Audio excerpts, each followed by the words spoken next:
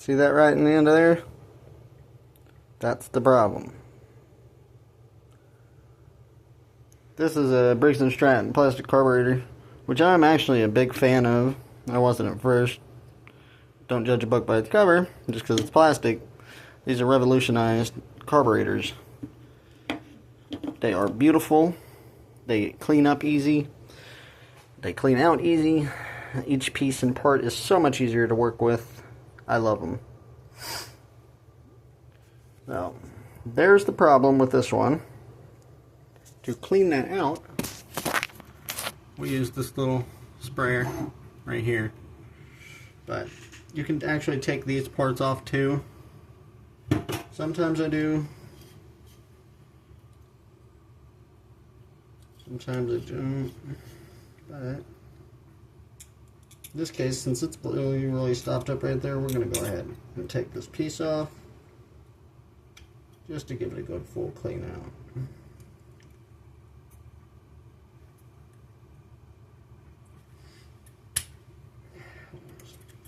Careful though, it is plastic. It can tear up easy, I imagine. Not that I've torn one up yet.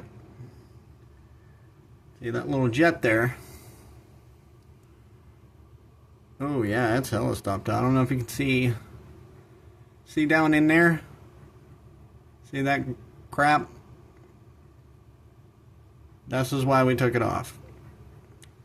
This is why we're going to clean it out with it off. That's the problem. This is why it was starting and then stopping. Only when you primed it. So, and then more than likely there's probably more gunk in the jet valves. But I'm going to use this hose spray. I love this thing right here. This right here makes it wonderful for cleaning these out. So let's go ahead and... Now, genuinely, whenever I do a carburetor clean out, I'll wash the whole thing. Sometimes you get water on you, it's just part of the deal.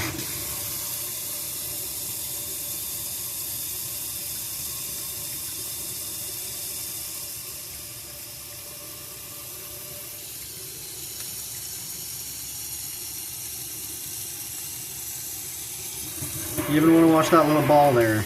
Little ball needs to be properly re-lubricated like that, because it's going to move around. When the water, the gas jets into here, it pushes that downward, but it moves back upward whenever it's at full capacity from the float. It'll push the gas will push back up. So it's only made to shoot gas at a certain level upward. Through these little holes here, make sure you clean them out good. Do not bore them out with a pen or a needle or something. Do not poke them. Hit them with water. Hit them with air for all you gotta do, but do not poke them. You will bore them out, and your carburetor will not run right again. Sure, we got every one of these.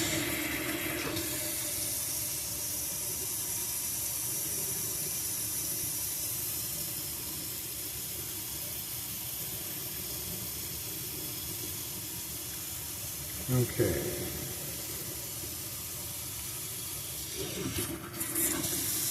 That's good. Now we're going to clean our float. You never know. Make sure to check your float. Make sure it's not cracked or damaged. So that usually you can swish it around by your ear and hear if there's any liquid in there. If there is, it needs to be replaced,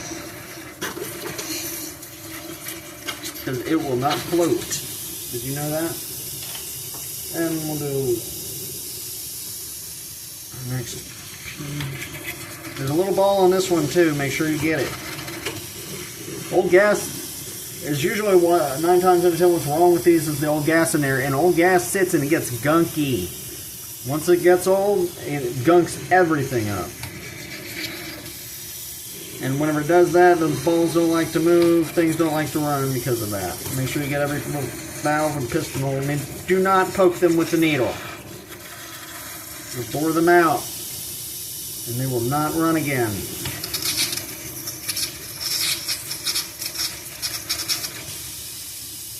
This was dirty.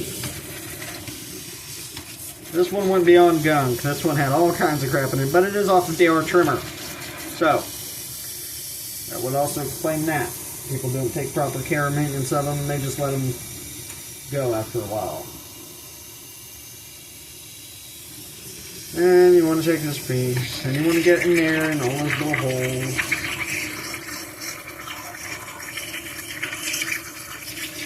Everywhere you can't even see, make sure you get it.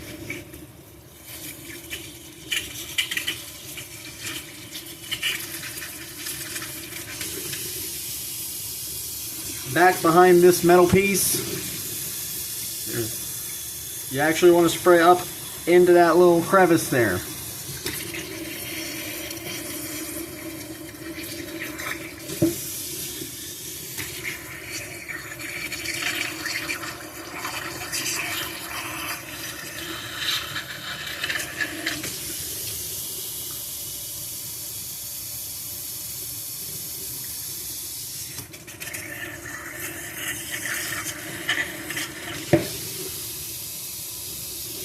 Make sure you get into where the needle goes for the float. Make sure you definitely get in there. You want to see water shooting out here, and then you want to go back and forth a couple times.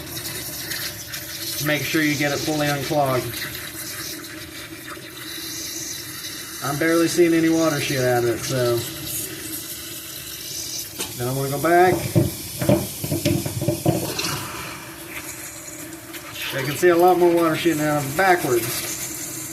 However, things like to tend to push from this direction because this is where the gas enters and then comes into the carburetor. You still want to go back and forth until you see that stream have good flow. See how it's flowing now? Much more flow. Way better.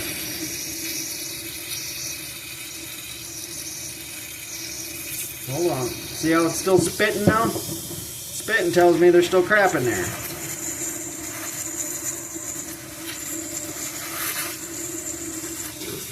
And back again.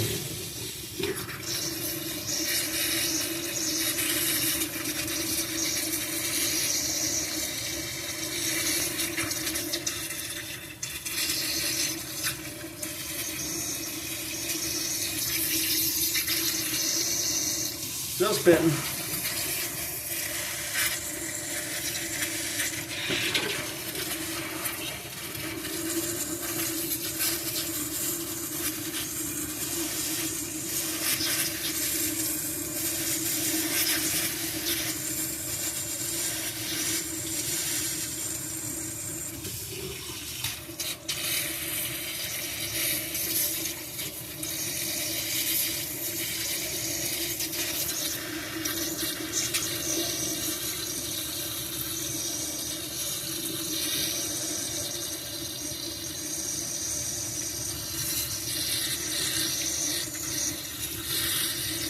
There we go.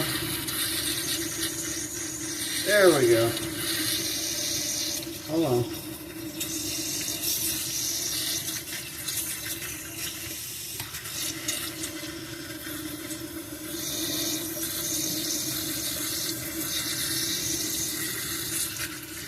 Come on.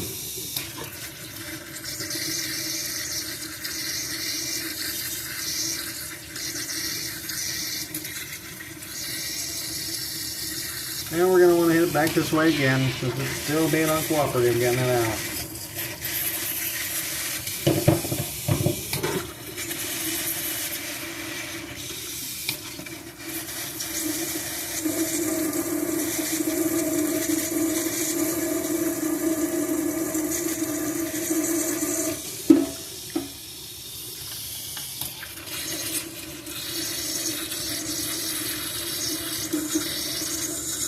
There we go. It's starting to. Alright, now when you want it to be stubborn like this, you're going to want to dial that down to the heat. You're going to take your sink, put it on full hot. You don't want to, of course, touch your hands to it. It's probably going to be really hot, so. We're going to do that, and then we're going to run it back through this way, but we're going to set it down.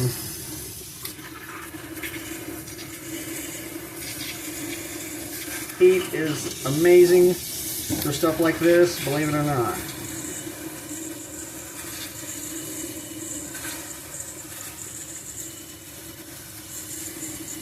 I'll tell you what that is, and why the heat will take care of this problem.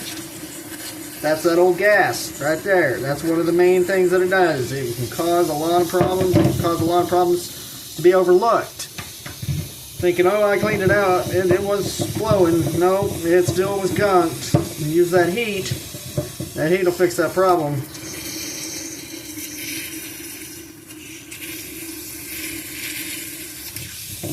Now let's try that again. We're going to turn it back to warm.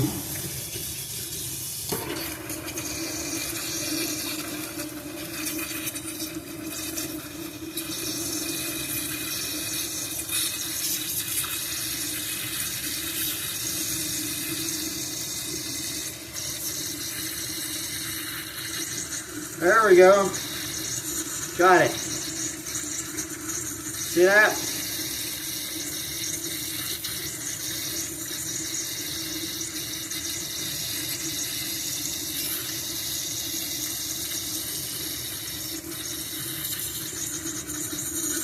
Right there.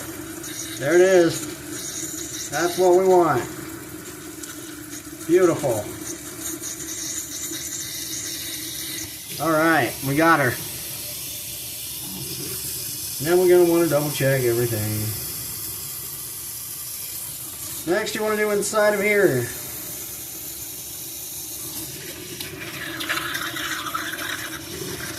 And I'm going to set her down because we want to do inside of there with some heat. This is going to have a spring on it, so you need to take the spring off, which I'm going to do. Comes off right there. Just try not to lose the spring when you're doing this. That way we can hold this up a little bit.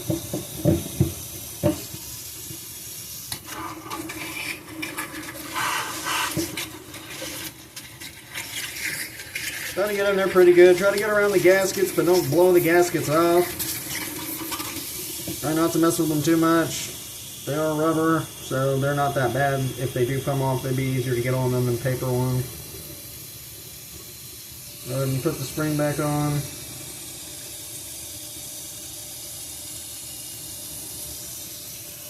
Then we'll do the other side. It won't matter really if it's closed or not. It'll open. Get around the ring, where the ring goes. Get all up in there. Okay. Good to me. Beautiful. Alright, next, after we've already cleaned out our bottom, hot.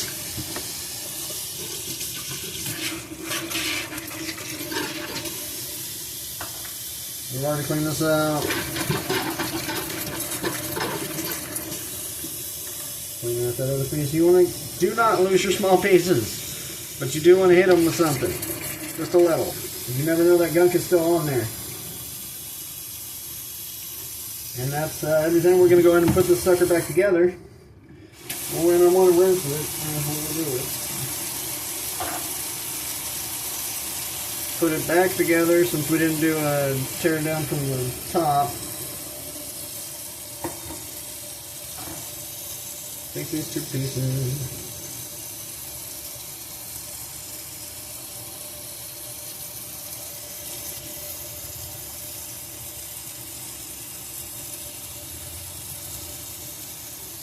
These two are going to go like this.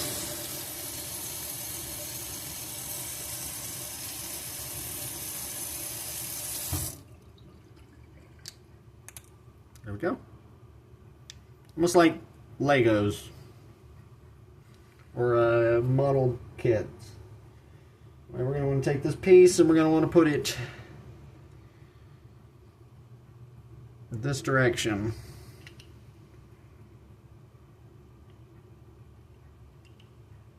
Let's go ahead and slap that back in there. It just clicks in. Pretty simple stuff. When you take them out, be careful not to bust it. It is plastic after all. Pretty hardened plastic though, so it takes a little doing if you were to try that.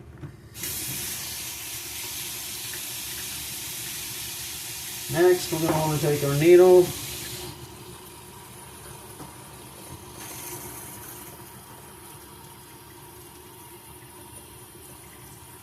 We're going to want to put it back into the slot right here. And then we're going to take our little rod, slide it back into here. Now we're going to want to set this. Don't lose your rod. See that hole? That's for the needle. These are called the needle, carburetor needle. Make sure that you set it in the hole, don't lose your rod.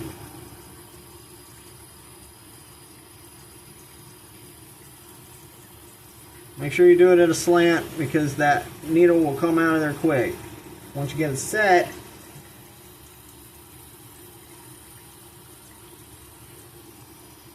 and lay it down, then just push, it'll click in. There we go.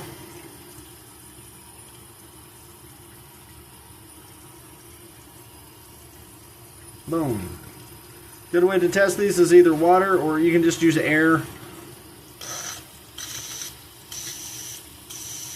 See how I blow through it? You can hear it opening and closing with this dropping.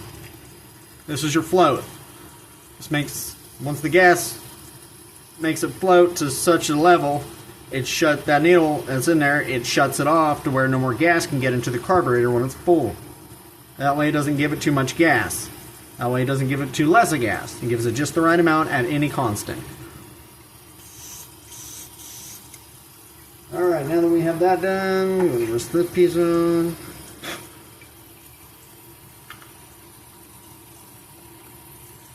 Generally, whatever, I usually take gas, and if you layer it with gas after this, after cleaning it out, it just kills that water out there. You swish it around and it kills that water. We'll just do that by running gas through it. So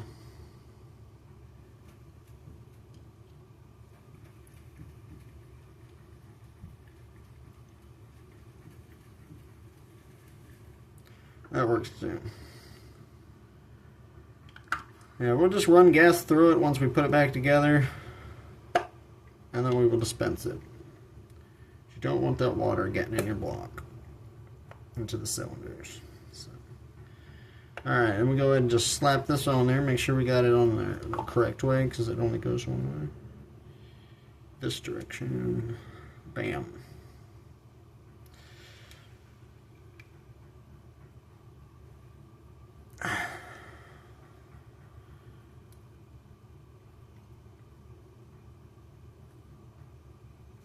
You want to try to get these screw holes as lined up best as possible because it can be difficult to put the screws back in if you don't.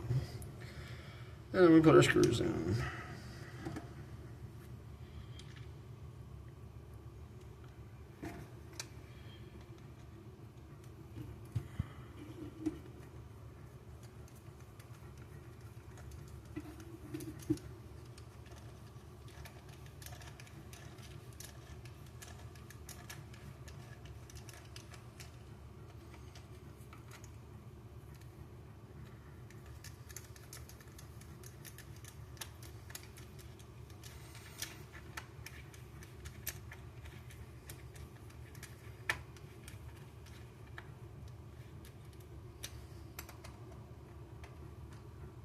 Here we go. And bam! One beautifully looking carburetor. Beautifully working too. Let's go test this sucker out. Come on.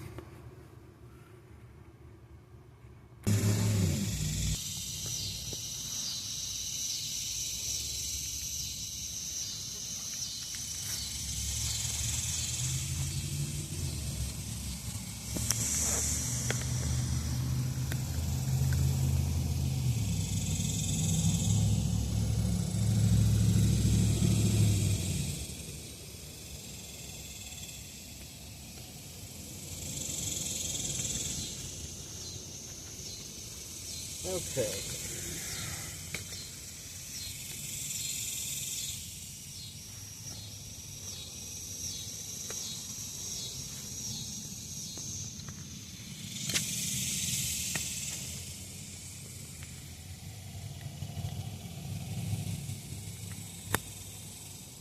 There we go, that's about the best I'm going to be able to get that for you.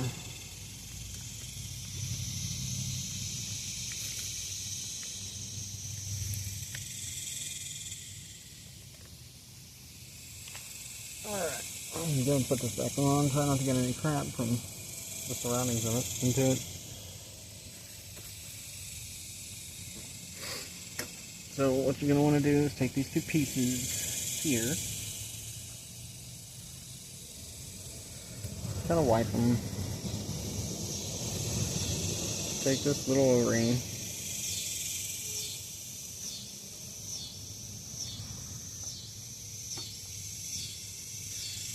this plastic piece goes right, it snaps right on there. You have to take it off of that and put them on here separately. Make sure you put them on first.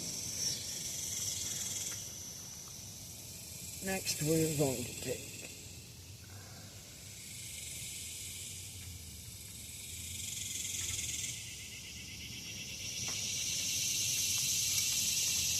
the two different doilies here. One's going to go here, one's going to go here. So we are going to take them and put them on. Starting with the little one first, I don't think it matters too much which one you start with, but it might. I guess we'll find out. I'm going to put this one back on, just like that. Beautiful. Then we're going to want to line this up with a hole. Put that back on there. Just real tight. Make sure it's nice and fitted. There we go. Nice and fitted. See that?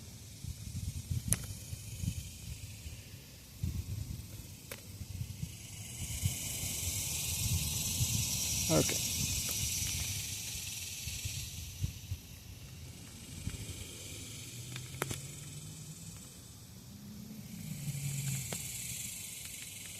There we go, that's better.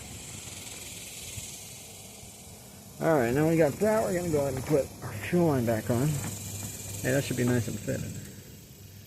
It is. It's going to move around a little bit until it gets screwed down, but this might leak some gas for a minute. Just bear with me.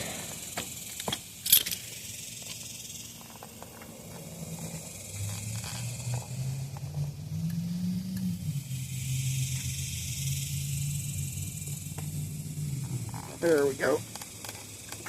Nice and on there. Now I'm going to take that little clamp there.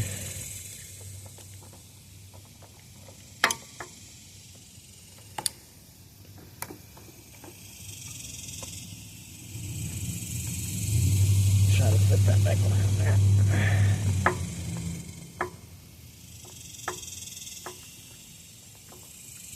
There we go. Nice and snug. Alright, fuel line's back on, that's back on. We'll take a little, this piece. I'm actually going to go wash this off first, so I will be right back. Okay, I'm back. We got her washed off. Go ahead and put this on there.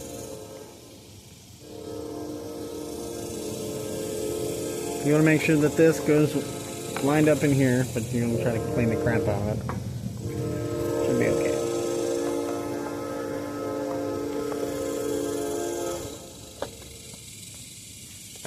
This can be somewhat of a bitch to get back on there. Go, we'll get it. Sometimes it works easier if you just go ahead and throw this on first. Take like a flathead screwdriver or something.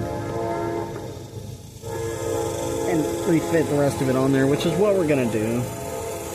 Maybe we can use our fingers, I don't know. Yeah, we'll just grab a flathead in a minute. This thing has two different sets of screws. They all do if they have the plastic carburetor of Briggs and Stratton. For some reason that I couldn't tell you. But you want to make sure that you get the right ones in the right holes, because they won't work otherwise. The big ones usually go to hold on the plastic cover to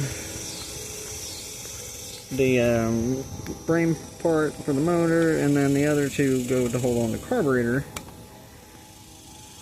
to this plastic piece to the carburetor. And I understand why they have the 4 screws, because if this is going to hold it to the frame part, those are going to hold it to the carburetor, so the carburetor doesn't move or come off. But why they use 2 different sets of screws, I don't know.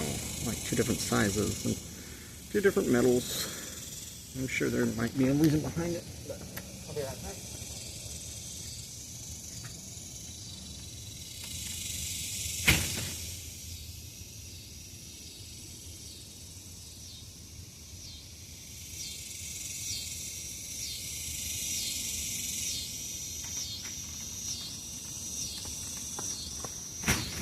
Okay, we got our flat.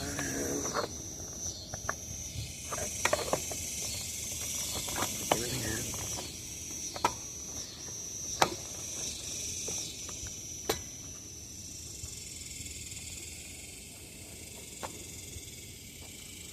in. And with this rubber piece, it's not going to be on there perfect, just loosely, but it's still going to be snug.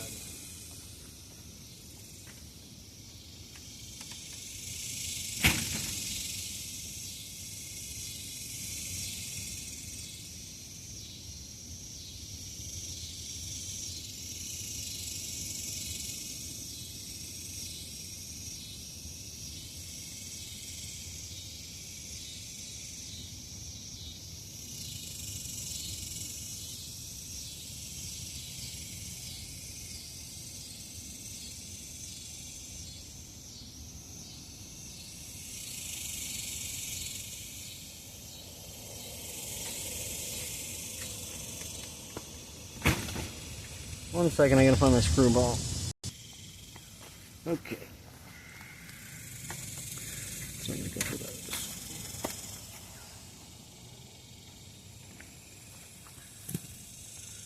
I'm gonna put the smaller ones in here. Try not to lose your screws. I know it can be difficult at times, but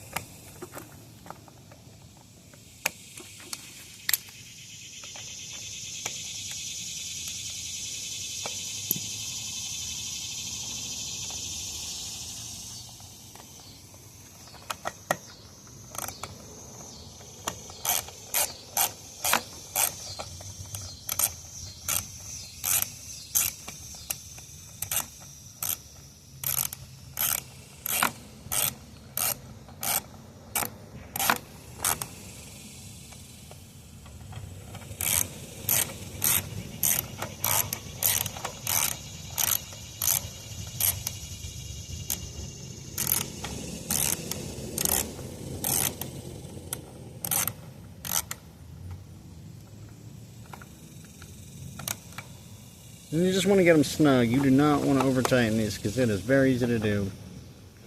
Oops. Just snug. Okay, that's done. Sorry, let me go find the filter and the cover for this, and then we'll test it out. Okay, we got that cleaned out, and we got this cover cleaned off. Now I want to dry this out as best I can. For the filters, you just use soap or water. If you can, if not, replace them. They're cheap. Easy to replace. You can even make them if you needed to. Make sure to use kind of the right material. It takes a certain airflow. It can't be too light, too thick. Yes, they'll run without one.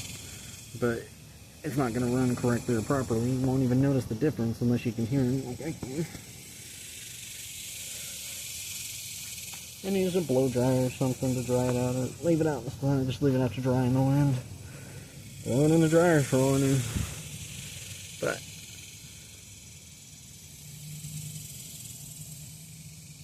wrong cover.